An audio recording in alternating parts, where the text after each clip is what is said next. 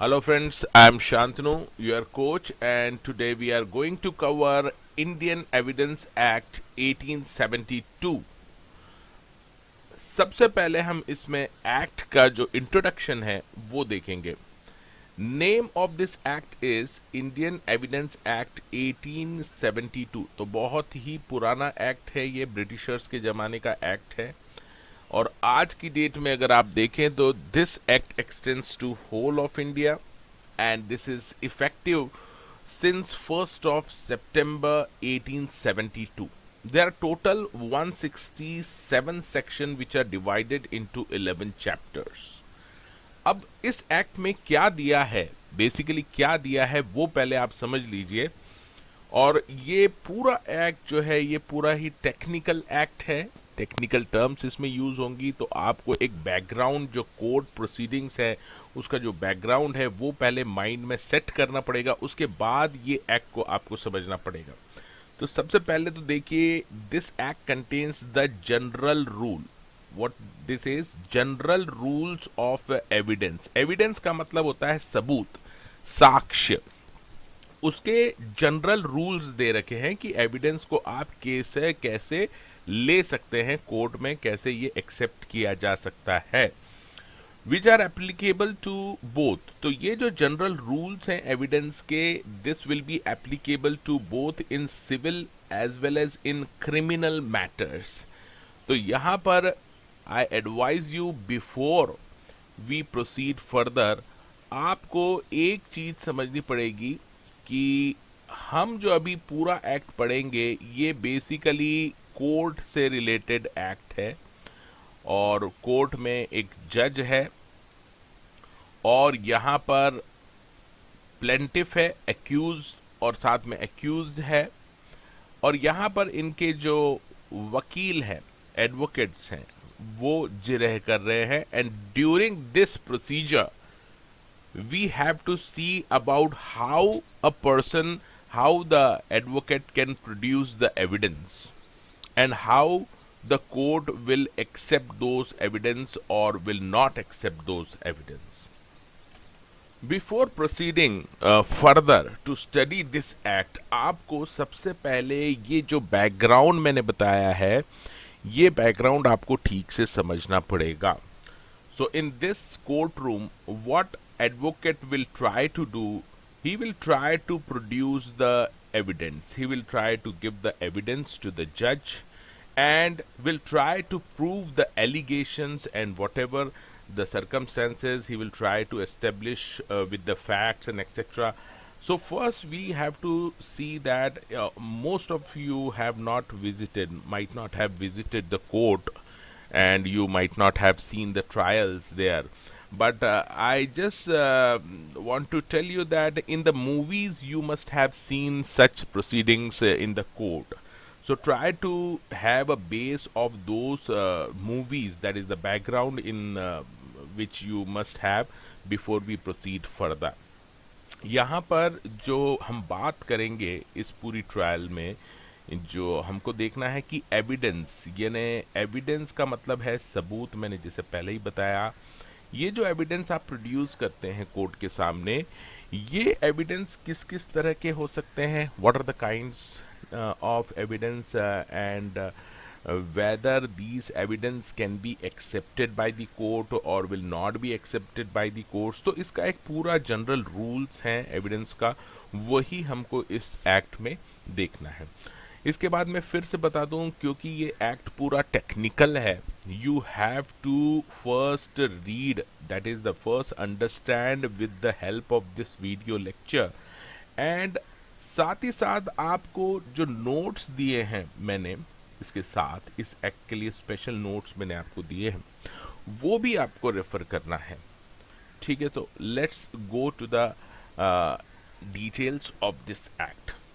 सबसे पहले जो बात करेंगे हम सेक्शन 3 की, there are 2 categories of evidence. Evidence 2 तरह के हो सकते हैं, ये कहता है।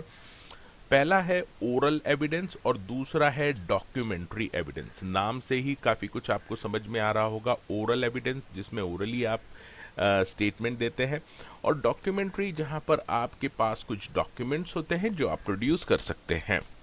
तो दो तरह के एविडेंस यहाँ पे बताए गए हैं, oral and documentary. Let's see the oral evidence first. आपको ये याद रखना है, you have to quote in the exams. Oral evidence को इन्होंने बोला है मीन्स एंड इंक्लूड्स। इसका मतलब जो डेफिनेशन है वो इंक्लूसिव है, यानी ये तो ओरल एविडेंस है ही, इसके अलावा apart from this also you can say oral evidence might be there. तो ये तो स्पेसिफिकली इन्होंने इंक्लूड किया है कि दीज आर ओरल एविडेंस।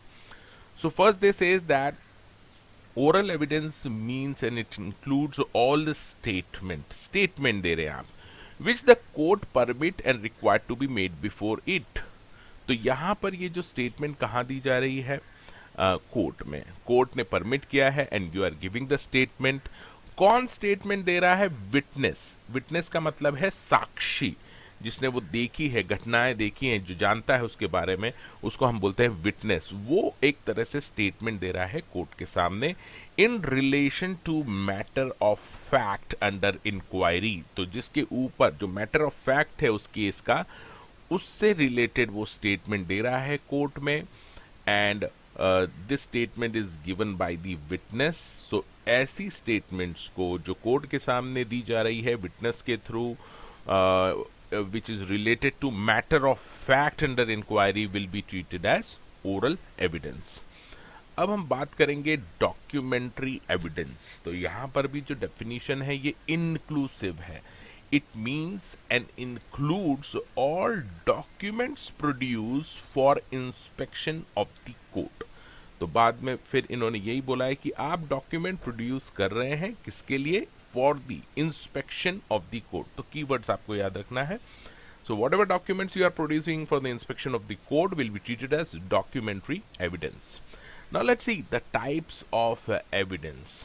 सबसे पहले ये बोलते हैं कि there is a primary evidence. तो primary evidence means the very document itself. जो डॉक्यूमेंट है मेन, वो खुद अपने आप में एक प्राइमरी एविडेंस है, not a copy of it. एक होता है उसकी फोटो कॉपी एंड एक होता है ओरिजिनल डॉक्यूमेंट। तो यहाँ पर ये बोल रहे हैं कि ओरिजिनल डॉक्यूमेंट जो है itself is a primary evidence and it is based on the best evidence principle. अब ये बेस्ट एविडेंस प्रिंसिपल का मतलब है कि if there is a better evidence available then he must be provided. If the person is capable of providing superior evidence supplies an inferior one, it creates unfavorable stance against him। For example, आपके पास एक original marksheet है, original marksheet. तो ये original marksheet आप जब produce करते हैं court के सामने, तो यहां पर ये आपका माना जाएगा प्राइमरी एविडेंस। इसके बाद अपन बात करते हैं सेकेंडरी एविडेंस की। Secondary evidence means certified copy or compared copies or counterparts of or oral account of document। Section 63 में ये बताया है। तो इन सभी को सेकेंडरी एविडेंस बोला गया है। As per section 65 where primary evidence can be provided, secondary evidence should not be use. तो अगर आपके पास मान लीजिए जैसे मार्कशीट का मैंने बताया कि ओरिजिनल मार्कशीट अगर आपके पास है तो आपको वो ही प्रोड्यूस करनी पड़ेगी कोर्ट में, और अगर आपके पास ओरिजिनल मार्कशीट नहीं है, दैट इज प्राइमरी एविडेंस नहीं है, इन that case you can give the secondary evidence. Secondary का मतलब है यहां पर सर्टिफाइड कॉपी दे सकते हैं, कंपेयर्ड कॉपी, काउंटर पार्ट और ओरल अकाउंट ऑफ डॉक्यूमेंट आप सबमिट कर सकते हैं।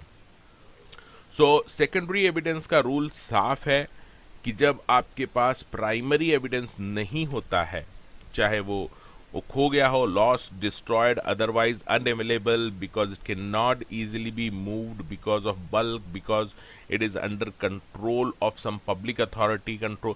तो कहने का मतलब है कि if primary evidence you can not produce in the court, then only you can produce the secondary evidence। अब इसके बाद देखते हैं circumstantial evidence। Circumstantial evidence is a kind of derived evidence, इसको हम बोल सकते हैं derived evidence that can be gained from the sources seen as a secondary। ये पूरा याद रखना है आपको, एग्जाम में आ सकता है। पहला मैं बोल रहा हूं आपको a kind of derived evidence, आपने डिराइव किया है वो conclusion, that can be gain from sources seen as a secondary. For example, अब इसका एक एग्जाम्पल आप समझ लीजिए, a copy of a document और a record in a public file. एक जो पब्लिक रिकॉर्ड रहता है, गवर्नमेंट का रिकॉर्ड पब्लिक फाइल में, वहां पर एक डॉक्यूमेंट है, can be taken as evidence in the absence of original. जैसे आपके पास ओरिजिनल डॉक्यूमेंट नहीं है, you don't have original document to produce in front of court, तो पब्लिक रिकॉर्ड है, पब्लिक रिकॉर्ड में भी उस डॉक्यूमेंट की एक कॉपी रहती है, वो आप प्रोड्यूस कर सकते हैं।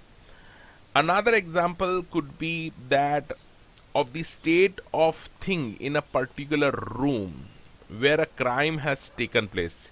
एक रूम है जिसमें कि वो क्राइम हुआ है, घटना घटी है। They can be considered when no eyewitness account is available। Circumstantial or secondary evidence is used only in case primary evidence is missing or unavailable। अब जैसे कभी कभी आपने देखा होगा मूवीज में बहुत बार कि कोई वारदात हुई है, घटना घटी है, कोई क्राइम हुआ है, और उस क्राइम में आपके पास प्राइमरी जो एविडेंस है वो अवेलेबल नहीं है, तो ऐसे में हम सेकेंडरी एविडेंस या फिर सरकमस्टेंशियल एविडेंस की बात करते हैं। वहां पर वो प्रूव करते हैं कि जैसे एक पर्सन है, उसकी डेथ हुई है और इल्जाम है कि ये जो दूसरा पर्सन है इसी ने इसकी डेथ की है, तो यहाँ पे सरकमस्टेंशियल एविडेंस की अगर बात करें तो ये यहाँ पर इसका पूरा ब्लड फैला हुआ है, खून बिखरा पड़ा है, एंड सरकमस्टेंसेस ऐसे हैं कि he went to this house exactly just few minutes before the person was murdered. Again, you can say that the person was murdered by a knife and he bought a knife from a store just few hours before the murder took place. So these all are circumstantial evidence। The Arushi murder case is totally, it was based on circumstantial evidence, so you can quote this also in the exams. Now talks about the relevancy of facts। For the purpose of evidence, facts are divided into two category। जो facts रहते हैं उनको हमने दो category में divide कर रखा है, इसको आप अच्छे से समझ लेना।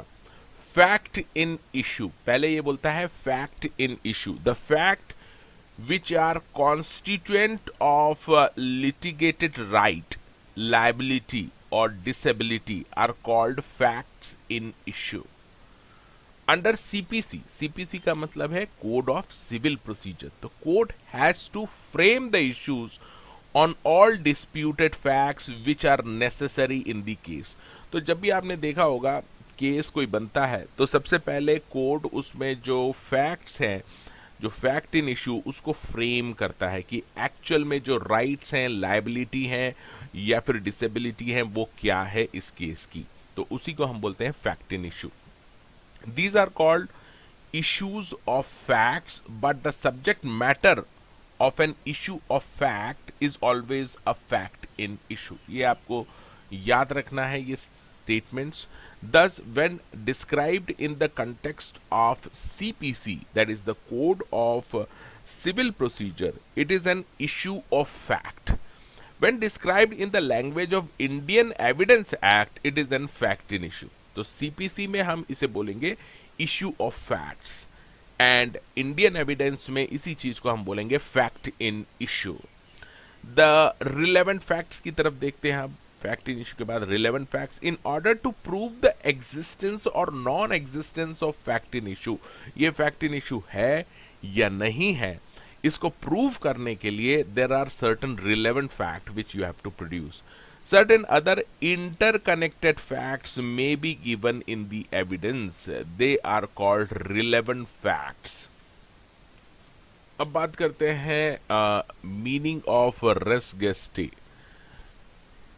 ये जो टर्म है इसको आपको समझना पड़ेगा और ये एग्जाम में भी आ सकती है। इट मीन्स सराउंडिंग और अकम्पनिंग सर्कमस्टेंसेस। सराउंडिंग सर्कमस्टेंसेस की बात कर रहे हैं, आसपास की जो घटनाएं हुई हैं उसकी बात कर रहे हैं। सराउंडिंग और accompanying circumstances which are inseparable from the fact in issue and are necessary to explain the nature of main act। तो जैसे मैंने बताया कि यहाँ पर एक पर्सन है, एक लेडी का मर्डर हो गया है, यहाँ पर खून बिखरा पड़ा है यहाँ पर, and this person is suppose to have murder this lady. अब यहाँ पर रेस गेस्टे की अगर बात करें, सराउंडिंग सर्कमस्टेंसेस की अगर बात करें, तो यहां पर इसका मर्डर हुआ है, नाइफ से मर्डर हुआ है, और ये पता चल गया है कि ये नाइफ से मर्डर हुआ है, और इस पर्सन ने ये नाइफ यानी इसी तरह का नाइफ कुछ समय पहले एक शॉप से परचेस किया था। तो ये एक सर्कमस्टेंसेस हैं जो कि फैक्ट इन इशू से सेपरेट नहीं है, उसको कनेक्ट करते हैं। अब ये भी मैं बता दूं कि अगर इसने सुबह उठ के पान खाया था, तो ये पान जो खाया था ये इनसेपरेबल है, फैक्ट इन इशू उससे उसका कोई मतलब नहीं। लेकिन इसने जो नाइफ परचेस किया था इस शॉप से, जिस तरह के नाइफ से इसका मर्डर हुआ है, ये जो है ये totally it is inseparable from the fact in issue, ये इससे जुड़ा हुआ है ये फैक्ट। तो इसको हम बोलेंगे सराउंडिंग सर्कमस्टेंसेस, जो कि रेस गेस्टे का की टर्म में कवर होता है। सो दे इंक्लूड्स एक्ट्स, तो इसी के साथ ये इंक्लूड करता है एक्ट्स जो इसने काम किया है किसी पर्सन ने, या डिक्लेरेशन अकम्पनिंग और explaining. So explaining the transaction और फैक्ट इन इशू, तो ऐसे जो फैक्ट इन इशू है, मेन कोर इशू है, जिसको कि आप एक्सप्लेन कर सकते हैं किसी सराउंडिंग घटना से, सर्कमस्टेंसेस से, तो उसको रेस गेस्टे माना गया है। The area of event covered by res gestae depends upon the circumstances of each case. तो अब इस पर्सन ने क्या क्या किया है, तो उसमें से डिपेंड करता है फैक्ट्स और सर्कमस्टेंसेस के ऊपर कि इसमें से कौन कौन से जो एक्ट्स हैं वो रेस गेस्टे में आएंगे और कौन से नहीं। जैसे पान इसने खाया था, ये इसमें नहीं आएगा, लेकिन इसने शॉप से इसी तरह का नाइफ परचेस किया था, ये सराउंडिंग सर्कमस्टेंसेस में आएगा, जो कि इनसेपरेबल है, it will cover under the res gestae. इसके बात करते हैं relevancy of facts forming a part of the same transaction.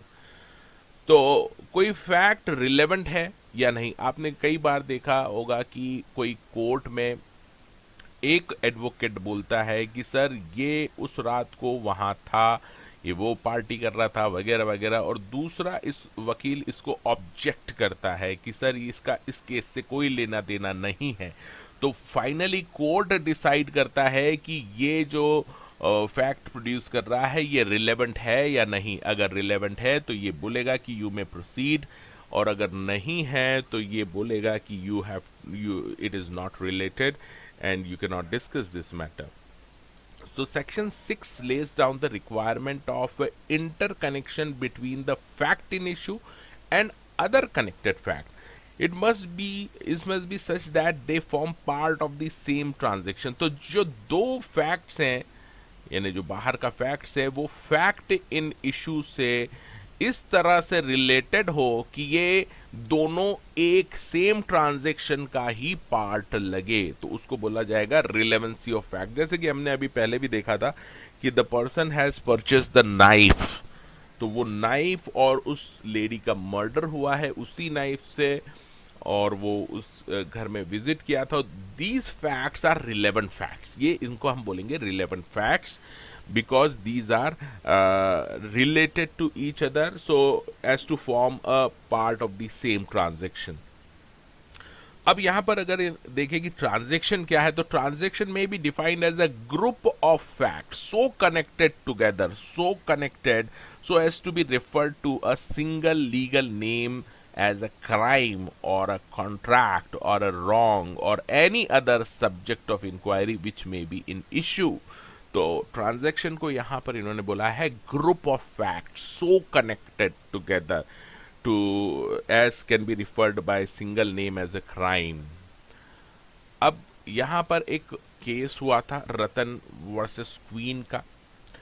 A man was prosecuted for murder of his wife. तो एक आदमी था और उसने अपनी वाइफ का मर्डर कर दिया था, उसके ऊपर ये इल्जाम था। And his defense was that the bullet went off accidentally. So man was saying that ये accidentally हो गया है, there was no intention behind that. So there was evidence to the extent that deceased before her death. तो मान लीजिए ये एक lady है, यानी इसकी वाइफ है, ये पर्सन है, और इसकी हाथ से एक जो पिस्टल थी उससे एक्सीडेंटली फायर हो गया है और उसकी डेथ हो गई है, what the man was claiming. लेकिन अब ये एक्सीडेंटल हुआ था या नहीं हुआ था, इसके लिए हमको रिलेवेंट फैक्ट्स देखना पड़ेंगे। सो यहां पर इस केस में क्या हुआ था कि बिफोर शी डाइड, इसमें इसकी जैसे पहले इसकी जो डेथ हुई थी उसके just few minutes before she made a call telephone operator and said get the police please. बहुत ही पुराने जमाने का केस है, डायरेक्ट पुलिस स्टेशन में फोन नहीं होता था, तो यहाँ पे टेलीफोन ऑपरेटर रहता था और टेलीफोन ऑपरेटर को उसने ये कहा कॉल करके कि पुलिस स्टेशन से मुझे कनेक्ट करा दीजिए। Before the operator could have connected the call to police, the lady had given the address, और इस लेडी ने एड्रेस भी दिया अपना कि this is the place, and the call suddenly ended, और अचानक से वो कॉल बंद हो जाता है। Thereafter, the police came to the house and found the dead body of the lady, her call and the word she had spoken. अब यहाँ पर इसने जो कॉल किया था टेलीफोन ऑपरेटर को और उसने जो बात बोली थी कि सडनली आप एड्रेस दिया था अपना और पुलिस को फोन करने को बोला था, so to the operator were held to be relevant. तो इसको हम बोलेंगे relevant as a part of the same transaction. अब हम देखते हैं आगे इनकंसिस्टेंट फैक्ट, इनकंसिस्टेंट जो कि जिसमें कुछ खामियां हैं। Section 11 says that the fact which ordinary have nothing to do with the facts of the case. ऐसा कोई फैक्ट है जिसका कि फैक्ट इन इशू से कोई लेना देना नहीं है, become relevant because of the reasons that they are inconsistent with the fact in issue. Now इसको अलग से अगर अपन एग्जाम्पल से समझने की कोशिश करें कि एक पर्सन है, जिस दिन ये क्राइम हुआ, लेट्स से 11 मार्च को ये क्राइम हुआ है, और ये क्राइम जो हुआ है ये दिल्ली में हुआ है, और इस दिन ये जो पर्सन था ये मुंबई में था। He was in Mumbai when the murder took place. So now ये मुंबई में था। ये जो फैक्ट है, जिस दिन ये घटना घटी 11 मार्च को दिल्ली में मर्डर हुआ है, उसी समय यानी कुछ घंटे पहले, just few hours, let's say 1 or 2 hours before, he was in Mumbai. So ये जो है, ये जो इनकंसिस्टेंट फैक्ट है, ये suddenly it becomes relevant in the fact in issue. तो फैक्ट्स जो इशू है इसमें, उससे वो सडनली वो रिलेवेंट हो जाता है। ये जो पर्सन था ये मुंबई में था when at the time when the murder took place in Delhi. तो ये इसका एक एग्जाम्पल है inconsistent fact. So ordinarily these have nothing to do with the fact of the case but becomes relevant because of the reason they are inconsistent with the fact in issue। ये यहाँ पर ये कह रहे हैं कि ये पर्सन ने मर्डर किया है दिल्ली में 4 बजे, और अगर आप इसको ये बोल दें कि ये 3:30 बजे मुंबई में था, तो ये इनकंसिस्टेंट हो गया इसके साथ, and it becomes relevant for the fact in issue. So, relevancy of statement made under special circumstances, expert opinion और opinion of the third person, ये सभी relevancy of statement जो भी है ये inconsistent fact के अंदर कवर होते हैं. अब following are the important provision in this regard. So please note down these things. The opinion of expert, आपने देखा होगा एक्सपर्ट है, लाइक हैंड राइटिंग एनालिसिस, जो जानते हैं कि ये हैंड राइटिंग किसका है, तो उसका अगर कोई ओपिनियन है एक्सपर्ट का, तो it would become relevant in the case. Similarly in case of A opinion regarding the hand writing verification by someone who was familiar with the person would also be relevant. तो expert तो नहीं है, लेकिन एक person है जो जानता है कि हाँ ये हैंड राइटिंग इसी की है, तो यहां पर भी ये रिलेवेंट हो जाता है. So again in case of A digital signature, now digital signature act भी आ गया है. डिजिटल सिग्नेचर किसके हैं, इसी पर्सन के हैं या नहीं है, तो opinion of certifying authority is relevant in this case. When it is comes to a question of relationship, दो लोगों के बीच किस तरह का रिलेशन है, यानी अच्छा रिलेशन है या बुरा रिलेशन है, इस केस में जो ओपिनियन है someone who knows the fact about would be relevant. तो एक इनका जो जानकार है, पर्सन जो इनको अच्छे से जानता है, उसका ओपिनियन इस केस में रिलेवेंट होगा. Similarly, when the opinion is considered relevant, the fact it is based on also becomes relevant.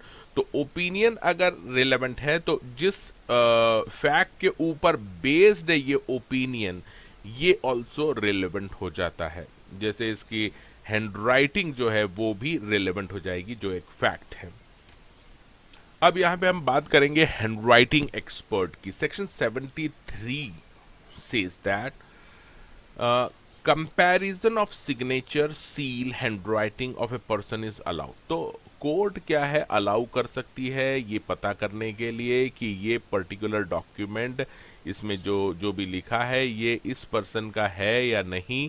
So comparison of signature and handwriting is allowed to see whether the actually belong to said person or not. The court may even ask that person to write before it. So court can ask the person to write in front of the court to prove his handwriting. So for this purpose, help of expert might be taken by the court.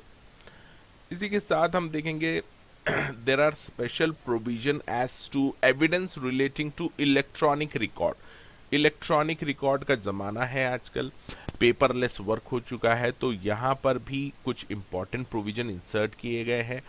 Section 65A provides that content of electronic records may be proved in accordance with the 65P.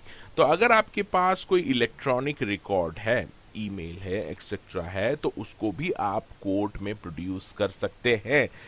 कैसे कर सकते हैं? Section 65B को follow करके. Under section 65B, any information contained in an electronic record which is printed on a paper, यानी electronic record था जिसको कि आपने पेपर पे प्रिंट कर लिया है, और स्टोर्ड और रिकॉर्डेड और कॉपीड इन ऑप्टिकल और magnetic media produced by the computer, hereinafter it can be referred as computer output, shall be deemed to be also a document. तो सीधी सी बात यहाँ कही गई है कि जो भी इलेक्ट्रॉनिक रिकॉर्ड है उसको भी डॉक्यूमेंट माना गया है और वो कोर्ट में प्रोड्यूस किया जा सकता है. If the condition mentioned in this sections are satisfied in relation to information, computer in question shall be admissible, so shall be admissible in any proceeding without further proof or production of original as evidence of any content of the original of any fact stated therein of which direct evidence would be admissible. तो यहाँ पर सीधी सी बात इन्होंने ये कही है electronic record है और उसका आपने स्टोर कर लिया है, रिकॉर्ड कर लिया है, कॉपी कर लिया है, प्रिंट कर लिया है, all these will be treated as document and it will be admissible as evidence in the court. Now we will talk about motive, preparation and conduct. That is defined, that is the provisions are contained under section 81 of Indian Evidence Act. Every crime can be divided into 3 stages. कोई भी crime है 3 stages में वो होता है. पहला है motive, दूसरा preparation and तीसरा conduct. अब यहाँ पर ये क्वेश्चन आ सकता है इस पॉइंट पे, पर्टिकुलर पॉइंट पे, कि what are the 3 stages of crime. So we will see each stage in detail, motive, preparation और कंडक्ट. सबसे पहले हम देखते हैं motive. Motive is that part which induces और moves a person to act in certain way. ये एक तरह का इंड्यूसमेंट है विच allow persons, which forces person to act in a certain way. It is a emotion supposed to have led to an act.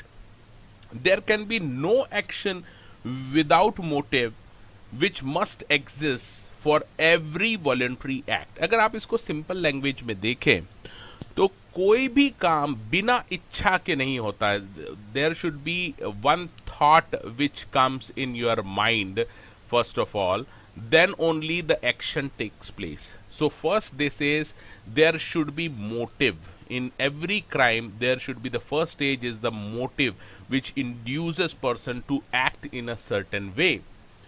It is the emotion which supposed to have led to the act. No action without motive. तो यहाँ पर ये आपको याद रखना है, emotions आपके उसमें होने चाहिए वो एक्ट का काम करने के लिए, अदरवाइज वो एक्ट नहीं हो सकता. मेयर एग्जिस्टेंस, ये भी आपको इतना ही इंपॉर्टेंट है. Mere existence of a motive is by itself not incriminating circumstances. यानी मान लीजिए एक पर्सन है, इस पर्सन के दिमाग में आया कि he will murder the another person. Now whatever comes in his mind, this is a motive. भावना, जो इमोशन आए हैं, this is a motive. This is the first stage of the crime. But motive itself is not a crime. केवल आपके मन में ये आया कि you will murder that person, it itself is not a crime. Now let's see the second part, that is the preparation. Preparation means the means and measures necessary for commission of an offense. For example, जैसा हमने देखा कि he thinks that he should kill the another person. Now this is a motive when the thought comes in his mind, and now whatever he do to achieve that purpose, that comes under means and measures. For example, he takes a pistol from a person, he purchases a pistol or he purchases a knife.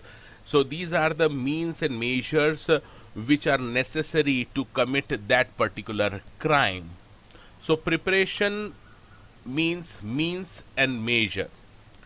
After that, the third stage comes is the conduct, the final conduct. Conduct means attempt to commit the crime and actual commission of the crime. अब यहाँ पर हमने देखा कि this person, first the thought comes in his mind that he will murder the another person. This is motive.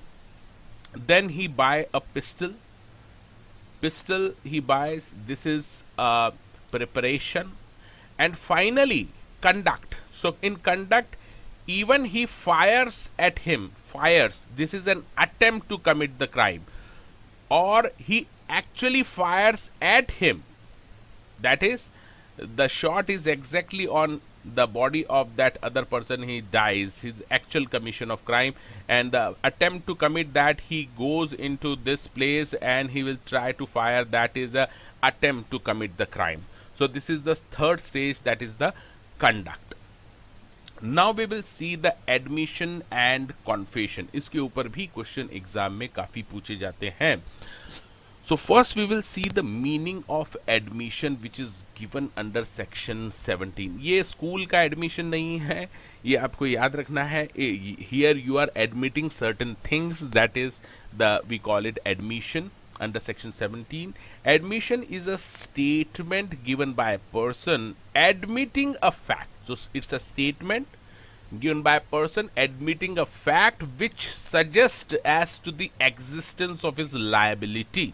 तो यहां पर वो स्वीकार कर रहा है, is accepting certain things which can lead him into some trouble, like in he certain liability can be imposed upon him after giving such statement. So this is called admission.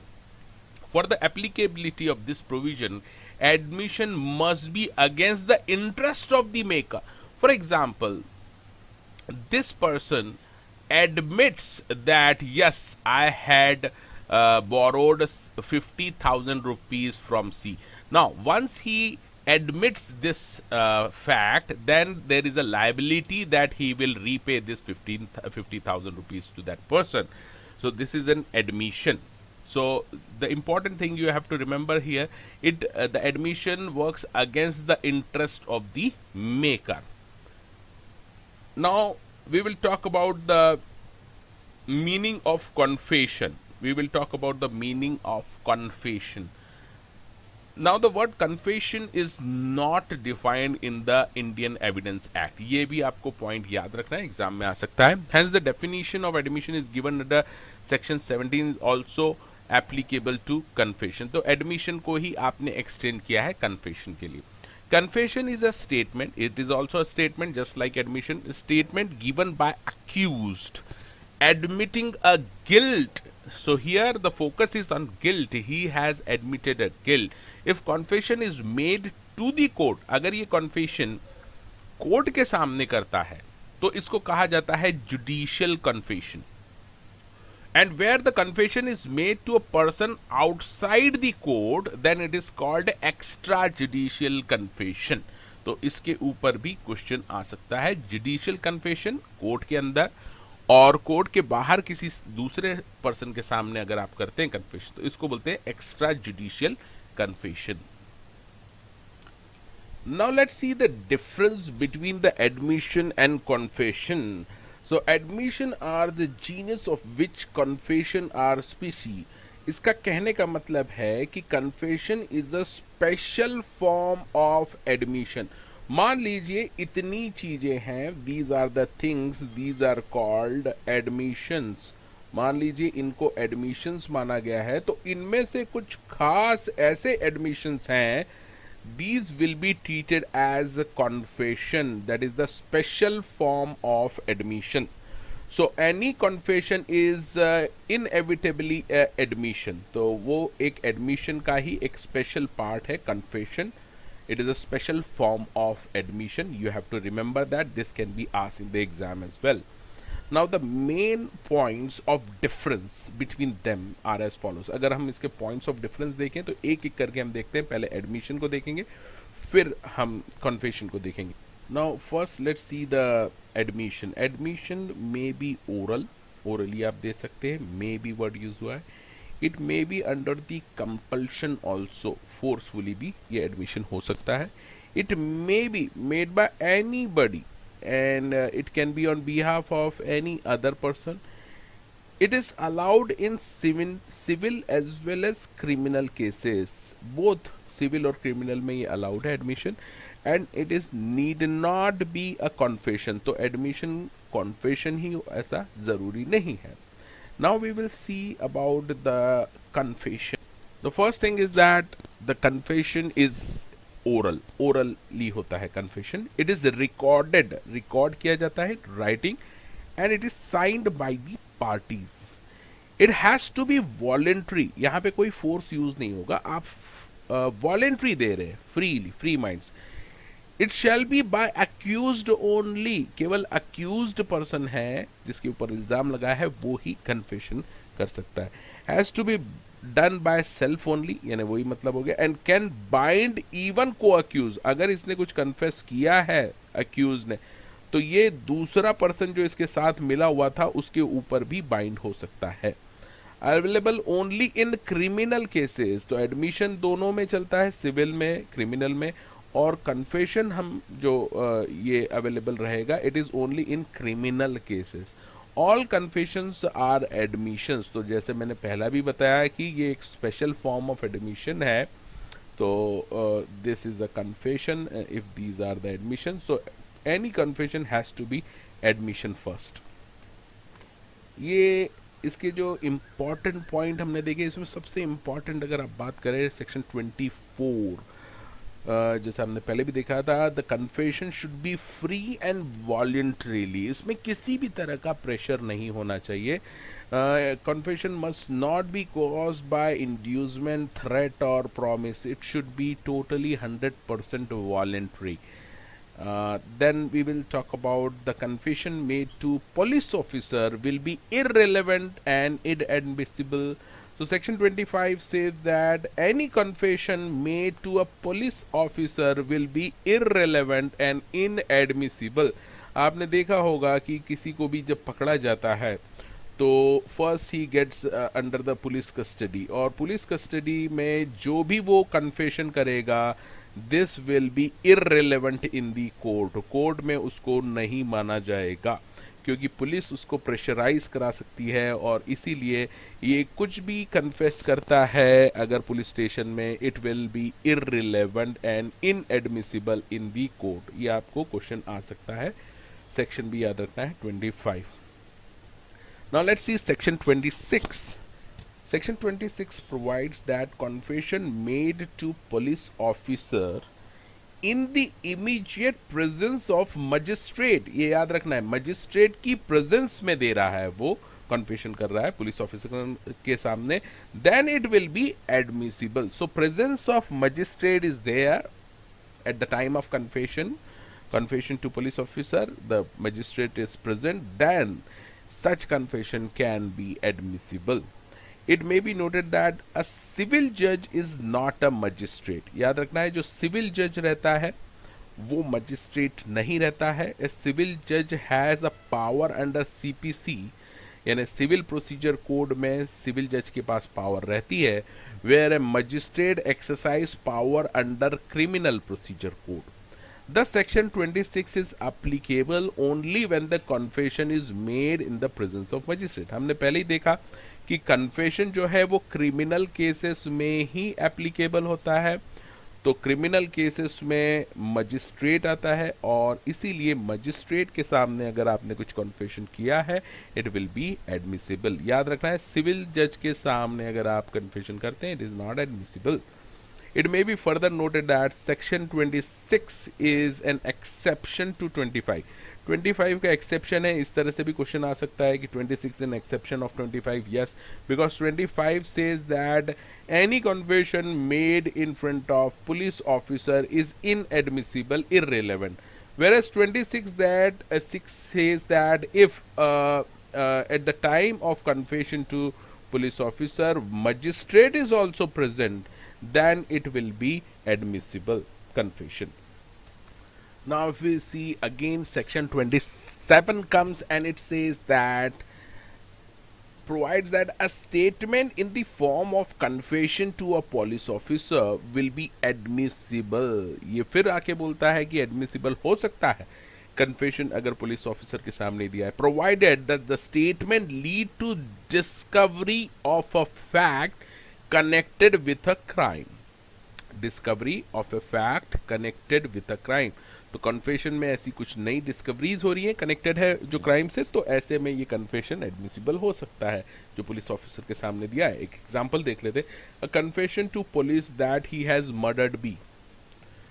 अब A ने confess किया है police officer के सामने कि I have murdered B with the revolver, and that the revolver is with C, और इसने ये क्या कहा है कि revolver is with C. The police recovered the revolver from C, thus in such a case section 27 will be applicable. Now let's see section number 30. 30 provides that when a statement is in the form of confession is given by co-accused, then such statement may be used against another co-accused. इसका मतलब है ये दो person है जो accused हैं, both are accused in a crime, and if this person gives a confession, then such confession, such statement can be used against this person as well. It may be noted that confession of one co-accused will bind the another only if there is the joint trial, otherwise not. Joint trial का मतलब है दोनों का एक साथ अगर trial हो रहा है कोर्ट में तो ही ये confession of one co-accused will be applicable to, can be applicable to another co-accused in case of a joint trial, otherwise not. Separate trial हो रही है तो confession made by one accused will not be applicable to another co-accused. A and B together murdered C. For example, A और B दोनों ने मिल के C का murder कर दिया है. There is an allegation on them that and B confessed before the judge that he has murdered C along with A. तो अब B ने साफ साफ जज के सामने कह दिया है, कन्फेस कर दिया है कि myself and A murdered the C. This is a statement of co-accused, then thus such can be used against the another co-accused, that is against the B as well. Now let's talk about the hearsay evidence. ये भी बहुत important है, exam में आता है. Section 59 of Indian Evidence Act provides that except content of document, all other facts may be proved by oral evidence. तो content of जो document है उसको छोड़ के, कंटेंट ऑफ डॉक्यूमेंट को छोड़ दें तो बाकी सारी चीजें जो भी हैं वो प्रूव की जा सकती है ओरल एविडेंस के थ्रू. अब ये आपको पॉइंट याद रखना है, सेक्शन 59 है, एग्जाम में विथ सेक्शन आपको लिखना है, ये क्वेश्चन आ सकता है. इसके बाद section 60 further provides that it says that oral evidence must be direct and it should not be indirect or hearsay. So thus it can be stated that in all the cases evidence has to be of that of a person who himself witnessed the happening of a fact. Such witness is called eyewitness. जैसे आपने देखा होगा सलमान खान के case में ये जो आई witness था, he has told the court that he was driving the car. So यहाँ पर the person who saw this, eye witness बोला जाता है, evidence of a person who himself witnessed, he वो साक्षी था उस घटना का, he was on the scene at the time of scene, he was there happening at the time of happening. So it is called the eyewitness and evidence has to be from that person. Therefore, it is normally said that hearsay evidence is not evidence. So, इसीलिए इसको बोला जाता है कि hearsay evidence is no evidence. और इसी statement के ऊपर hearsay evidence is no evidence, इसी स्टेटमेंट के ऊपर क्वेश्चन आता है एग्जाम में. अब हम इसके एक्सेप्शंस देखेंगे कि कब hearsay को भी एविडेंस माना जा सकता है. So there are certain exceptions as aforesaid rules that hearsay evidence is no evidence. तो हमने देखा रूल है hearsay evidence is not evidence, but there are certain exception, उसमें इसको एविडेंस माना जा सकता है. तो फर्स्ट है res geste. As per the provision, statement of a person may be proved through another person who appears as a witness if the statement is a part of transaction in issue. Is a part of transaction in issue. तो यहाँ पर एक person ने एक statement दिया है like this, it was the statement, then it may be proved through another person who appears as a witness. ये इसके थ्रू प्रूफ हो सकती है if the statement is a part of transaction in issue. So here hearsay evidence will be taken as evidence. Now admission and confession is the another exception. An admission of a liability or confession of a guilt is proved through testimony of the witness to whom such admission and confession was made. सो यहाँ पर अगर आप देखें तो hair से evidence को लिया जा सकता है evidence for example suppose this is a person and suppose this person has made a confession or made admission in front of this person. Now this admission or confession can be proved through the testimony of witness. यानी ये अगर court में जाके गवाही दे देता है witness तो इसको ये एडमिशन और कन्फेशन को प्रूव किया जा सकता है. Now let's see the third exception of this is a dying declaration. Dying means a person is about to die and he is giving certain statement to another person. So here as per section 32 a statement are proved through testimony of a witness. So he is a witness and this person was giving a statement, dying declaration. Then testimony of a witness to whom such statement has been made, it can be proved. तो ये person जिसके सामने ये dying declaration हुआ है, if we give this into the court, गवाही देता है इस बात की तो उसको prove किया जा सकता है dying declaration को. This provision covers that testimony relating to dying declaration as well as the statement relating to a person under disability. तो यहाँ पर डाइंग डिक्लेरेशन तो कवर है ही, साथ ही साथ पर्सन अंडर डिसेबिलिटी, जैसे किसी की आवाज़ चली गई हो या फिर किसी को बताया और आवाज़ चली गई हो या उसकी आंखें चली गई, like what ever disability he might इनकर आफ्टर सर्टन टाइम, तो उस केस को भी यहाँ डाइंग डिक्लेरेशन के साथ कवर किया है. It may be noted that, बहुत ही इंपॉर्टेंट पॉइंट याद रखना है आपको एग्जाम में, where a person making a declaration, ये जैसे ये पर्सन था, he was about to die, he has given a statement, he eventually survives, so he does not die, he survives, then the statement made by him cannot be used as dying declaration. तो अगर ये survive कर जाता है तो ये जो statement इसने दिया था, it can not be used as a dying declaration. Now let's talk about section number 115, which talk about stoppel. Stoppel means where a person is held by representation made by him or it arising out of a conduct. एक person है जो बड़ी बड़ी बातें करता रहता है हमेशा, although he is not that but he pretend to be like that. For example, if there is a one person sitting in a park and he goes that and he says that I am a partner of ABC firm, it's a big firm, and I am a partner of ABC firm, and this person on the basis of faith, on faith of this statement, gives a loan to this person of rupees 10 lakh, believing that yes, he is a person, he is a partner of ABC firm, and eventually this person who was saying I am a partner is in fact he is not a partner. So later on he cannot deny this fact that I am not a partner in a suit.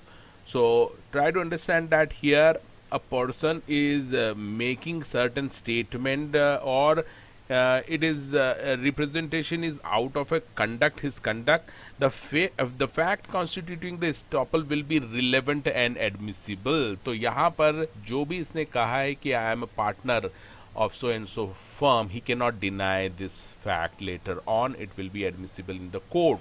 So you have to remember that three conditions must be satisfied for taking this estoppel, for applying the principle of estoppel. The first is there is a representation by one person to another. So in our example, one person made a representation to another. Let's say this is A and he has made a representation to B.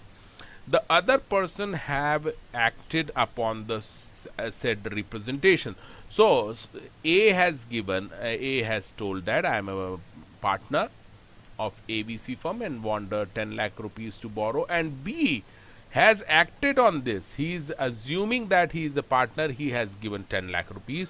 such action shall have to be detrimental to the interest of a person to whom representation has been made. और ये बाद में ये पैसा नहीं दे रहा है तो it is against the interest of the person who acted on this statement, that is detrimental to the person to whom the statement was made. So ऐसे केस में this A, जो A ने ऐसा कहा था, वो इससे पीछे नहीं हट सकता and he will have to compensate the B. Now let's see the witness section under 118 section. Every person is competent witness, यानी हर एक पर्सन एक विटनेस हो सकता है, competent witness हो सकता है, provided that such person understand the question posted on him. तो कोर्ट में जब उससे क्वेश्चन पूछा जाएगा तो ऐसे पर्सन को वो क्वेश्चन समझ में आना चाहिए. He should be able to understand the question. Secondly he can give the logical and rational answer to those question. तो अगर वो क्वेश्चन को समझ सकता है जो उससे पूछे जाएंगे और and he is able to answer those question in logical and rational manner, तो ऐसे पर्सन को हम विटनेस कह सकते हैं. He can become a witness. A child, एक छोटा सा बच्चा है, क्या वो विटनेस हो सकता है? क्वेश्चन आ सकता है इसके ऊपर भी. तो yes, if the child is intelligent enough, if he is intelligent enough to understand the question and answer them logical and rational manner, so such a child can also be a competent witness. Now we will talk about the privileged communication, special communication, जिसको कि हम court में as a evidence नहीं produce कर सकते. So let's see what is privilege communication. there are certain matter which a witness cannot be compelled to disclose. पहले तो उसको कंपेल नहीं किया जा सकता, ये कह रहे हैं certain matters. Even if the witness is willing to disclose, अगर वो कंपेल नहीं कर रहे लेकिन वो खुद ही बताना चाह रहा है, willing to disclose, still he will not be permitted to do so, still he cannot do so. Such matters are known as privileged communication. तो देखते हैं कि ये privileged communication कौन कौन से हैं. So following are the facts of which evidence cannot be given. That means these are privileged communication. और इसके ऊपर भी क्वेश्चन आ सकता है. पहला है evidence of a judge or a magistrate in regard to certain matters. Section 121. Communication during the marriage. अपनी शादीशुदा जिंदगी में जब आप हस्बैंड वाइफ जो बातें करते हैं उससे रिलेटेड कोई कम्युनिकेशन हुआ हो, वो भी कोर्ट में एज ए एविडेंस नहीं जा सकता. Affairs of A state, government का जो स्टेट ऑफ अफेयर्स होता है उसका भी एविडेंस कोर्ट में नहीं जा सकता. ऑफिशियल कम्युनिकेशन भी कोर्ट में नहीं जा सकते as evidence. Source of information of a magistrate or police officer or revenue officer as to commission of an offense or crime. In case of a professional communication between a client and his barrister, attorney or other professional or legal advisor. But ये जो professional communication है client का and उसके barrister का, attorney का, other professional का, this privilege is not absolute. ये वाला जो प्रिविलेज है ये एब्सोल्यूट नहीं है and the client is entitled to waive. अगर क्लाइंट बोलता है कि ठीक है इसको एविडेंस में ले लीजिए जो भी मैंने बात की थी, so in that case it can be taken as evidence.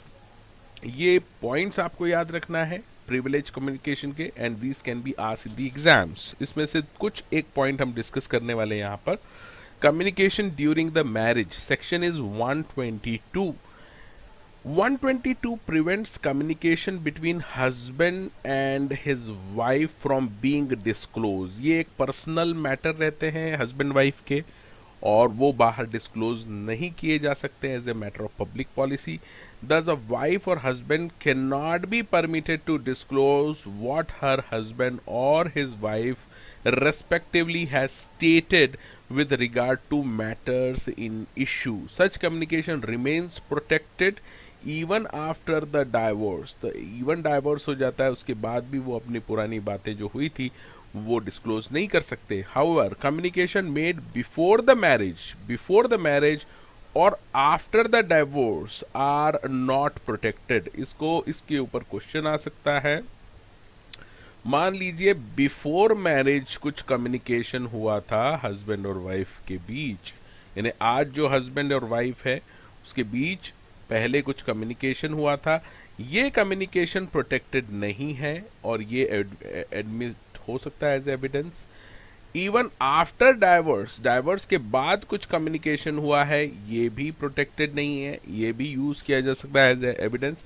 But इस पीरियड में ड्यूरिंग द मैरिज जो भी कम्युनिकेशन हुआ था पर्सनल नेचर का जो माना जाएगा, it can not be disclosed and it can not be taken as evidence even after the divorce. This communication between them cannot be treated as evidence. So these are special privilege communication. Now second point is professional communication under section 126. So communication made by a client to his advocate for the purpose of his professional work are not permitted to be disclosed. For example, एक person है, उसको police ने capture कर लिया है and there is one advocate and he is disclosing all the facts to this advocate. This communication is strictly of personal nature and this cannot be used as a evidence in the court of law.